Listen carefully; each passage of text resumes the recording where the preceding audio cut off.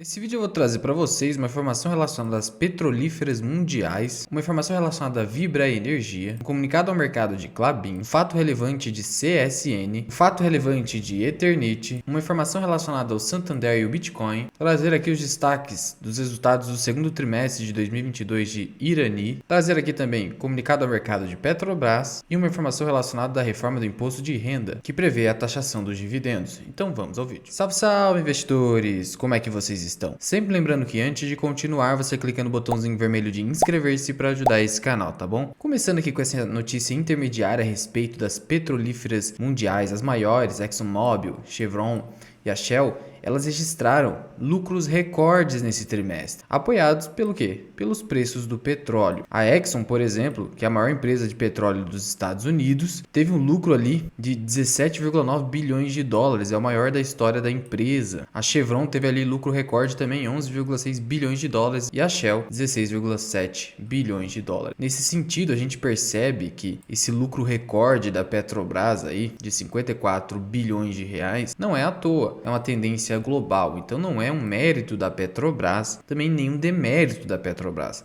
É só uma tendência global, é uma situação então específica e setorial. Contudo, Petrobras negocia com descontos de preço superiores a essas três gigantes aqui do mercado de petróleo mundial. Prosseguindo aqui, em relação à Vibra, ela publicou ali o seu período de silêncio que antecede a publicação dos seus resultados do segundo trimestre de 2022, que vai ocorrer no dia 15 de agosto. Então, até lá, é o seu período de silêncio que começa no dia 1º de agosto, segunda-feira, de tal modo que as pessoas vinculadas às empresas, por exemplo, os executivos, não podem fazer nenhuma declaração a respeito dos seus resultados que serão publicados. É uma regra de conformidade importante para que não haja ali informação privilegiada ou manipulação de mercado, ao menos em teoria, né? Prosseguindo aqui, em relação à Klabin, ela publicou aqui um comunicado ao mercado informando que o seu diretor financeiro de relações com investidores, Marcos Ivo, vai realizar ali uma live a Suno, no canal da Suno. A live vai ser realizada no dia 2 de agosto, terça-feira, às 13 horas, conforme o horário de Brasília. E vai ser no canal Suno Notícias ali no YouTube. E nessa live serão discutidos os resultados da companhia, que na minha visão foram bem interessantes, e as tendências de mercado aí para o setor de papel e celulose. É bem provável que eu vá assistir e trazer um resumo para vocês no canal. Eu fiz um outro vídeo reagindo a uma live relacionada à Taesa. Teve um pessoal que reclamou do fato do áudio estar mais ou menos e também do vídeo ter ficado muito longo, que eu deveria ter feito um resumo. Então, da próxima vez, agora as próximas que eu for fazer isso, eu vou trazer um resumo dos principais pontos trazidos na live para facilitar a vida de vocês. Então, não deixe de ativar o sininho que está aí embaixo para você não perder esse vídeo se for te ajudar de alguma forma. Prosseguindo aqui, em relação à CSN, ela publicou aqui um fato relevante, informando ao mercado e aos seus acionistas que nessa data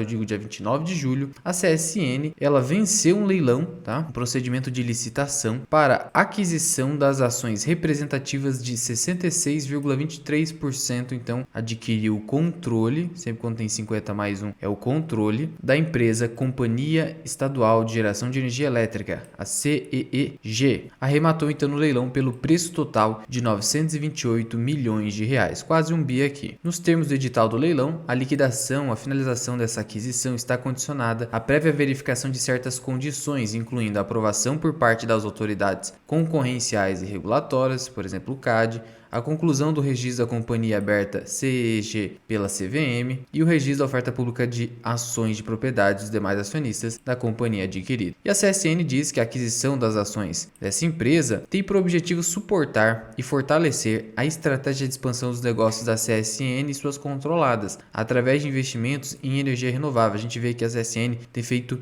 últimos movimentos aí na compra de energia renovável, em busca de manter sua autossuficiência em energia elétrica para maior competitividade aí no mercado. Esse não é o negócio core da empresa, mas ela está utilizando essas aquisições para não depender de energia elétrica de terceiros, fazendo que ela seja uma companhia, digamos, mais independente. E isso no futuro vai gerar economia para a empresa, economizando seu custo de produção, melhorando as suas margens e ao final melhorando lucros e dividendos para os acionistas. Prosseguindo aqui, em relação à Eternit, ela publicou um fato relevante da conclusão da aquisição da Confibra. Como vocês sabem, ela já tinha publicado no dia 6 de julho que o CAD tinha aprovado a compra sem nenhuma restrição da Eternit, da Confibra, pela Eternit. E essa aquisição é de 100% a totalidade da empresa, que vai aumentar em cerca de 20% a capacidade de produção de telhas de fibrocimento da Eternit. Importante troca ali da matéria-prima para telhas ali da Eternit, que antes era o amianto, que foi proibido aqui no país. A aquisição foi de 110 milhões de reais. Eu achei bem interessante, porque imagina só, se vai aumentar a capacidade em 20% de produção da Eternit por apenas 110 milhões de reais, na minha visão essa aquisição aqui foi muito interessante. Então, finalizada aí a aquisição de uma empresa que produz telhas de fibrocimento desde 73, então tem história aí aqui no país, ali no interior do estado de São Paulo. Prosseguindo aqui em relação ao Santander, ele vai lançar ali serviços de negociação de criptomoedas. Vocês sabem que hoje isso é a tendência, não tem como fugir disso aí. E por mais que grandes investidores falem mal das criptomoedas, a gente vê, por exemplo, o Nicolas Taleb falando mal, a gente vê o Buffett, a gente vê o próprio Barça, a gente vê até o Luiz Alves meio com dúvida em relação ao Bitcoin. Mas o fato é que os bancos e instituições financeiras do mundo estão adotando o Bitcoin. E o Santander aqui não vai ficar de fora. Então, em entrevista ao jornal Folha de São Paulo, o CEO do banco aqui no Brasil, Mário Leão, afirmou que o sistema deve ser lançado ainda este ano. Abre aspas. O nosso cliente tem demanda por esse tipo de ativo. Então, o bancão não vai ficar de fora. O que importa para o banco é lucro, né? Não se ele acredita ou não nesse sistema de negociação de criptomoedas ou no próprio Bitcoin. E aí, então, o CEO disse que a companhia deve divulgar aqui novidades até o próximo balanço trimestral, que sai em outubro desse ano. E aí é bem provável que, diante desse movimento do Santander, um tanto quanto agressivo, Itaú e Bradesco talvez voltem a pensar em abrir isso aqui também para negociação. Não sabemos ainda, mas a gente sabe que quando tem um movimento novo de um concorrente e se esse movimento tem boa adesão pelos clientes, a concorrência obviamente olha para isso e fala, vou fazer também, e tentar fazer de uma forma melhor. Lembrando aqui que eu não estou aqui para convencer vocês a negociar criptomoeda. A grande verdade é que eu sequer acredito em qualquer criptomoeda que não seja o Bitcoin. É a única que eu reconheço o valor e por isso tenho na minha carteira. Mas eu não vou ficar aqui exaltando o Bitcoin ou falando dos seus benefícios, porque eu sei do ceticismo que cerca todo o mercado a respeito do Bitcoin. É mais uma convicção pessoal. De qualquer forma, não podemos negar que o mercado está cada vez mais adotando esse criptoativo no mundo todo. Prosseguindo aqui em relação à Irani, ela publicou seus resultados do segundo trimestre de 2022. Foi na manhã desse dia 29 de julho,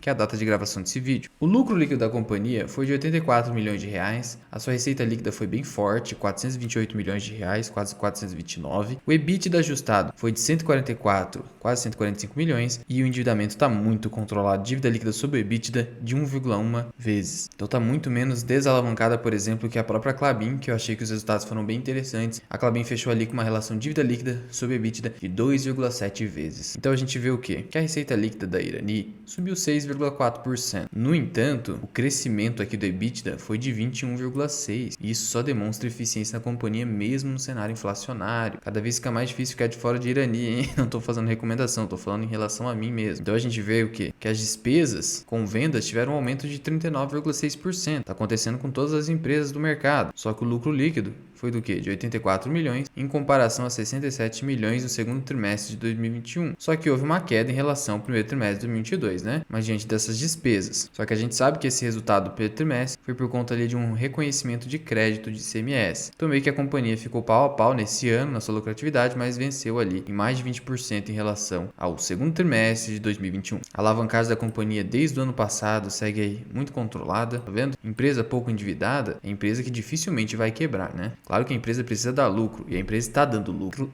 inclusive lucros sólidos, com receita líquida sólida também. É uma empresa que tem menos exposição cambial também, mais exposta ao mercado doméstico. E aí o que a gente tem aqui? Que o volume de vendas de embalagens sustentáveis de papelão ondulado, que é o forte da Irani, né? Teve queda de 2,2% em relação ao ano passado. Veja só, mesmo assim conseguiu manter o resultado superior. Já o volume de vendas de caixas no segundo TRI se manteve estável em relação ao segundo TRI de 2021 e 15,2% superior em relação ao primeiro trimestre de 2022. As vendas de chapas da Irani reduziram 9,8% e 19,7% superiores em relação ao primeiro trimestre de 2022. Veja aqui, só ressaltando que nesse período não teve evento não recorrente para beneficiar a lucratividade da companhia, igual teve no primeiro trimestre de 2022. O resultado financeiro foi negativo, assim como as demais empresas aí que se sujeitam à variação cambial. A posição em caixa, diante aí, o endividamento, como eu falei ali para vocês, já teve um crescimento, mas ainda segue bem controlado, devido ao fluxo de caixa livre negativo no período, ocasionado principalmente pelos desembolsos dos investimentos da plataforma Gaia, que é o grande investimento da Irani. E diante disso, a posição em caixa da companhia, que era de 506 milhões, teve uma redução de 5,3%. E aí, em relação ao balanço patrimonial, a companhia teve um aumento no seu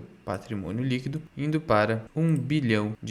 Lembrando que o valor de mercado da companhia é de 1,7 bi, por isso ela negocia um pouco acima do seu valor de patrimônio líquido. E é uma small capzinha aqui, para quem gosta de small cap, é uma opção interessante, não estou fazendo nenhuma recomendação, isso estou falando em relação a mim mesmo, só que tem que ter muito cuidado com o small cap, são companhias com menor liquidez, veja aqui. Essa é a única classe de ação que tem e ela só tem uma liquidez de 7,3 milhões. Para o pequeno investidor tudo bem, mas isso aqui está sujeito a manipulações de preço e small cap acaba sendo small cap porque muitas vezes não tem interesse de grandes players aqui na empresa. Só que Irani tem. Só que o mercado não gostou dos resultados de Irani. Teve uma queda nas ações de quase 4%, em contrapartida a Klabin, o mercado adorou 5,6%. E eu confesso que se você for comparar aqui Klabin com o Irani em relação a resultados, Klabin foi superior. Irani sofreu um pouco mais ali em relação a endividamento e variação cambial do que eu, por exemplo, esperava da Irani. Mas os resultados também foram sólidos, nada que deva preocupar aí um investidor ou possível investidor. Sendo que a empresa nos últimos 12 meses está acumulando uma desvalorização de 15% e para quem gosta, para quem está interessado no papel, significa oportunidade. Prosseguindo aqui em relação à Petrobras, ela trouxe aqui um comunicado ao mercado em relação aos rumores ali de que ela estaria desinvestindo a sua participação na Braskem. Ela repetiu que sua participação na Braskem faz parte da carteira de ativos à venda pela companhia, conforme o plano estratégico de 2022 e 2026. E aí ela informa que não está conduzindo no momento nenhuma estruturação de operação de venda no mercado privado. Em outras palavras, a Petrobras tem intenção de fazer a venda da Braskem, mas isso ainda está no plano estratégico da empresa, só que no momento não tem nenhuma negociação em curso, então é um mero rumor por enquanto. E prosseguindo aqui, em relação ainda à Petrobras, que hoje teve essa paulada de 5,76%, o Ibovespa só teve essa leve alta aqui de 0,55%, 0,5%, por causa da Petrobras, porque a quase totalidade dos outros ativos ali do índice caíram. E aí ela teve aqui, além daquele lucro recorde, daquele dividendo absurdo, essa descoberta aqui de gás na Colômbia. Então a Petrobras, ela confirmou a descoberta de acumulação de gás natural no poço exploratório, o Chuva 1, perfurado em águas profundas, que hoje é o negócio ali, o foco da empresa, da Petrobras, lá na Colômbia, a 32 km da costa e a 76 km da cidade de Santa Marta, em uma lâmina d'água de aproximadamente 830 metros. E a Petrobras, nesse poço, tem parceria aí com a Ecopetrol, com participação de 55%. E essa descoberta é fruto das ações do consórcio para potencializar a utilização dos dados por meio da aplicação de novas soluções tecnológicas de geologia e geofísica, somadas à expertise de operações de águas profundas da Petrobras. Sendo que o resultado alcançado aumenta as perspectivas de desenvolvimento de uma nova fronteira de exploração de gás natural ali e produção na Colômbia, e esse consórcio dará continuidade às atividades do bloco Tayrona,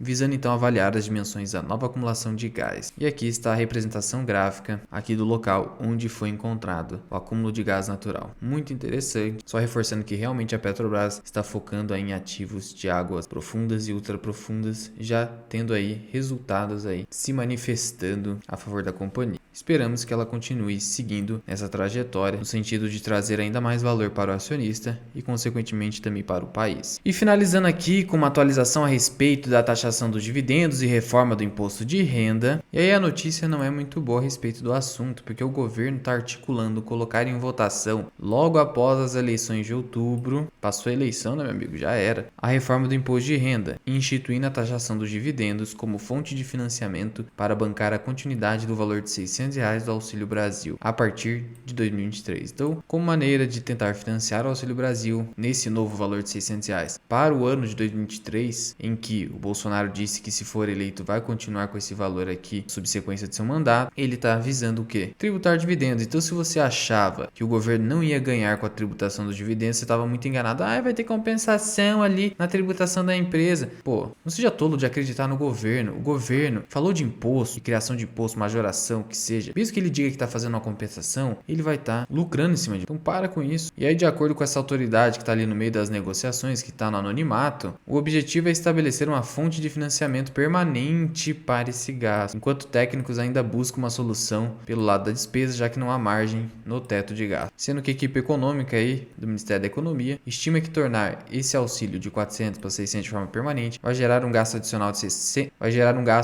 60 bilhões de reais em 2023 e por isso considera a adoção disso aí um desafio considerável que vai exigir a tributação dos dividendos. Sendo que a Câmara dos Deputados aprovou ali o quê? 15% de tributação sobre os dividendos. Se pelo menos cair para 10 ali, né? Vamos ter que aguardar, mas diante dessa necessidade do governo financiar o Auxílio Brasil, vai acabar ficando uns 15%. E aí a verdade é que não vai mais compensar minimamente a empresa pagar dividendos. Só que existe um mínimo legal de 25%. Então esses 25% de payout obrigatório vai continuar sofrendo essa tributação. Não vai mais existir ali o juro sobre capital próprio, então não vai ter mais esse benefício tributário para as empresas. E aí já viu, né, meu amigo? Desestímulo à estratégia de dividendos. Fazer o quê, né? O governo só serve para atrapalhar a sua vida. E não tô falando do governo atual, caso você ache que eu estou fazendo ali algum tipo de partidarismo. Longe de mim. Para mim, o governo ou o Estado como um todo, ele é prejudicial, seja em qualquer parte do mundo. Interessa de direita ou de esquerda. Essa é a minha visão, que é de cunho libertário. E vocês sabem disso, né? Mas já vai deixando aqui nos comentários qual a sua opinião sobre a tributação dos dividendos. Respeito posicionamentos em contrário. Não sou o dono da verdade aqui, tá? E em relação aos resultados de Irani, o que você achou? Conta aqui pra mim da Mirai. Muito obrigado por ter ficado comigo até aqui. Eu sou o Luan, esse que é o canal Mirai Invest. Até o próximo vídeo. Fui!